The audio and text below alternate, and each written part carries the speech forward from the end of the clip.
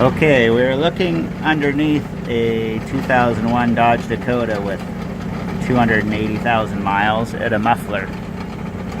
And you can hear this rattling.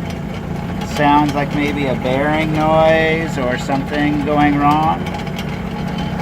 And maybe it could be the muffler bearing because of the number of miles and that being the original muffler. So this is how you check. Grab any one of the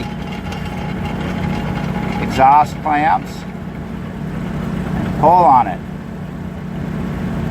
And if the noise goes away, it's for sure your muffler bearing. So you can run down to O'Reilly Auto Parts and get yourself a muffler bearing and swap it out and you'll be good to go.